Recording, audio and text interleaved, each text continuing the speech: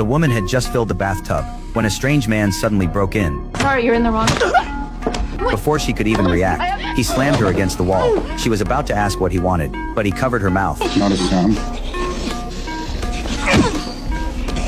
You get me? Money. It's all cash. What is it? Show me. Then Katie opened the safe and took out hundreds of thousands in cash and jewelry.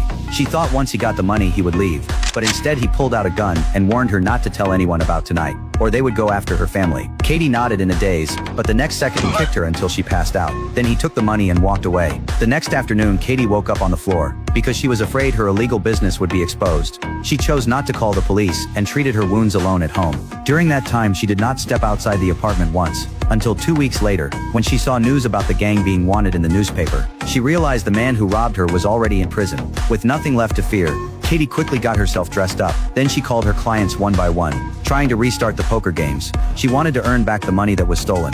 It turned out Katie was the boss of an underground poker ring. Everyone who sat at her table was either rich or powerful. Just from tips alone, she could make $8.7 million in 6 months. She even became one of the top poker organizers in the world. But before entering this world, Katie was actually a professional skier because of an accident. Her spine was badly injured and she was forced to retire. She became a bartender, but with her great people skills, she fit in perfectly and even caught the attention of a customer named Dean. He needed a smart woman to be his secretary, so Katie worked at the bar at night, and during the day she went to Dean's office to organize his files. 2 weeks later, Dean gave her a list of wealthy contacts and asked her to text them one by one to invite them to the poker game at night. This experience completely changed her life. That night, Katie arrived at the casino early. After setting up the room with the dealer, she waited for the guests. The players arrived one after another, and each handed Katie $10,000. This was the entry fee for the night. As the game started, she quickly realized they did not care about winning or losing. No matter how good or bad their cards were, they went all in. They were only chasing the thrill. When the game ended, Katie's values were completely changed. In just one night,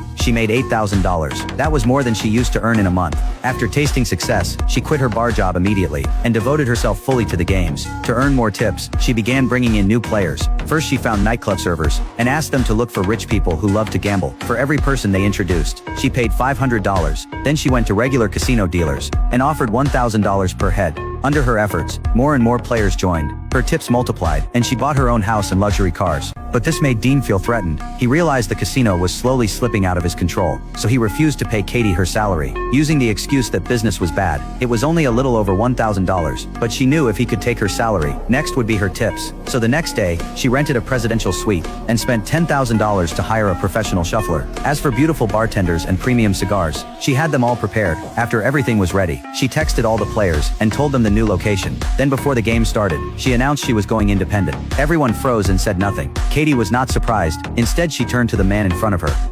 Play.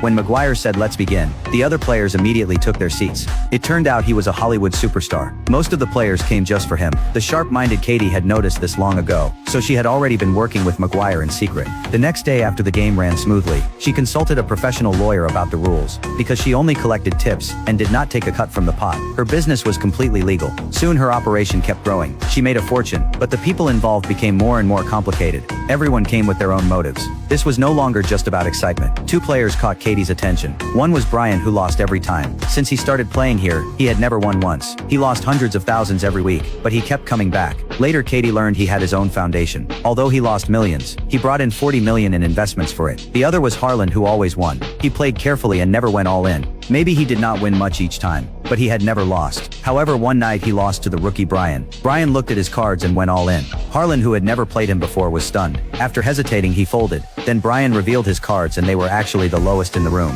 The laughter around him felt like knives in his chest. Although he only lost tens of thousands, it shattered Harlan's confidence. After that, he collapsed and kept losing. He lost all his money, and even owed Katie $1.2 million. She thought he would quit gambling, but the next week Harlan returned with a $2 million check. The money was borrowed from McGuire. The deal was, after Harlan paid off his debt, for the next 2 years, half of his winnings would go to McGuire. If he lost, he alone would take the risk. What made Katie even angrier was that McGuire controlled Harlan's bets. The two worked together to cheat others. This was clear fraud. If it got out, Katie would be ruined. She told McGuire to stop, but this only enraged him and made her fall from the peak of her life into the abyss. These guys want to play cards with me, not you. Be that as it may. You know who the biggest